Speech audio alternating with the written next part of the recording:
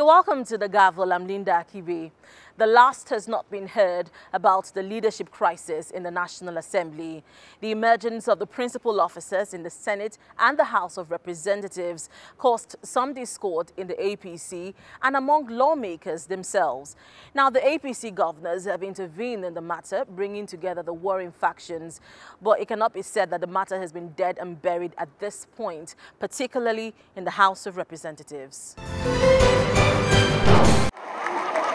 Ever since the 8th Assembly was inaugurated on June 9th, it has been plagued by one crisis after the other.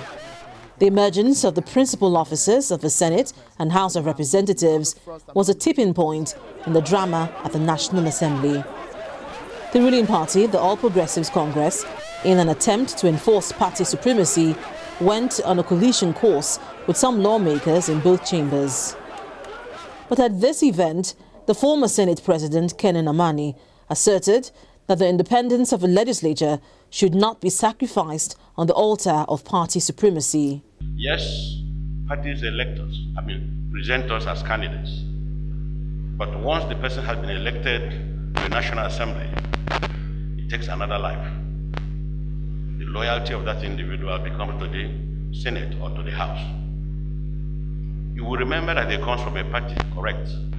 But the National Assembly is not a party secretariat. If you have a party caucus, you agree on what to do when you get to the floor. You don't go to the floor and then practice party supremacy. It doesn't make sense. A former federal lawmaker, however, said lawmakers should learn to balance party interests with their legislative duties. You are a member of the party.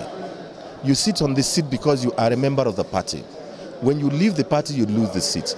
So the party owns you. You understand?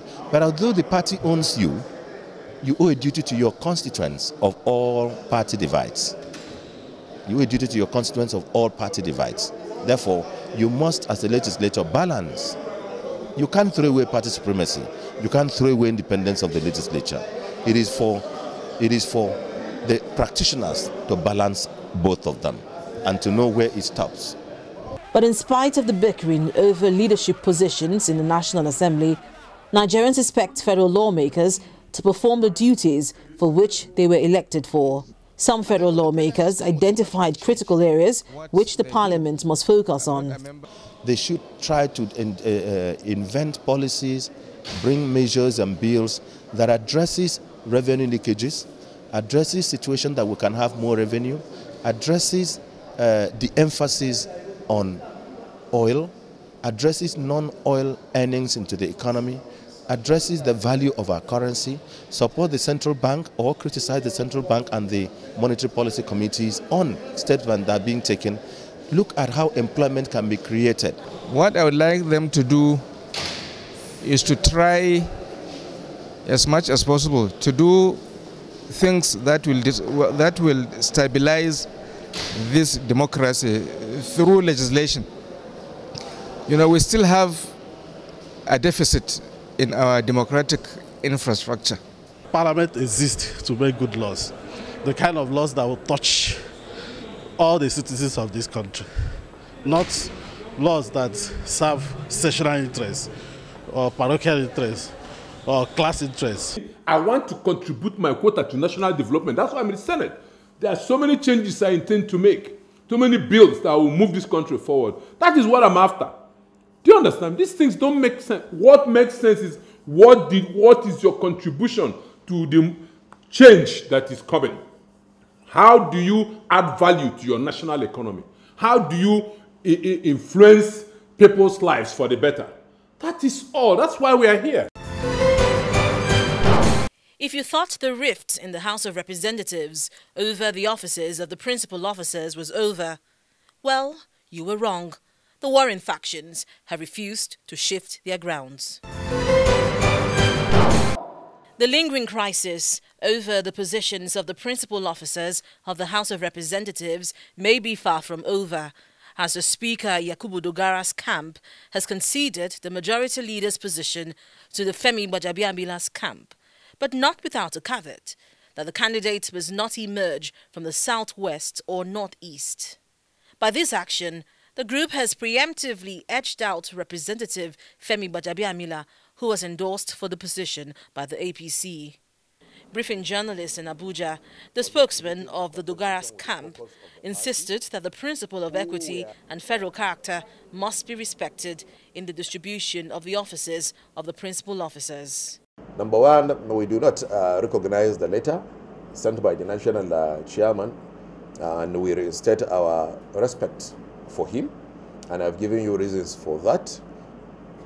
And number two, we believe that, which is our position, that all principal officers of the House must represent the principle of equity and federal character. And to that end, we've also ceded the position of the House leader to the Femi groups. And finally, in an event that they do not accept this position, then we should all honorably go and do what is right by holding elections to elect the various individuals that will represent, that will occupy the office of the principal officers. However, the spokesman of the Gabajabiamila group, in a separate briefing with journalists, said no counter-offer has been made to the APC loyalist group. We, as the loyalist group, have had a meeting with Governor Tambuwal on Sunday. Governor Tambuwal is yet to get back to us. So as far as we are concerned, nothing from Governor Tambuwal has come forward. This supposed position is the position of the Dogara group, and as far as I can say, they're entitled to their own positions. Another lawmaker in the House of Representatives called on the Speaker, Yakubu Dogara, and his group to respect the party's decision on the nominations of principal officers of the House of Representatives. This same group said zoning was insignificant and they will not accept zoning. And even if the party are zoned before the election of the Speaker, they will go ahead to contest the same election. If, as at that time, zoning didn't make sense, and we felt zoning makes sense, we were the proponent of zoning as at before the election of the Speaker. They were against zoning. Now, they don't have the moral standing to speak on zoning when they jettison zoning at the ab initio. So I feel they are trying to shift goalposts, and it's very unfair. And if we even have to talk about zoning, which we believe in, the President of the Federal Republic of Nigeria is from the North. The Senate President is from the North. The Speaker is from the North. Do you call that zoning? What we need at this term is what they call political solution during Obasanjo, and what the National Assembly also adopted as doctrine of necessity. That is what APC leadership have done by producing the names that have been forwarded to the House to be announced, which we members of the APC adopted.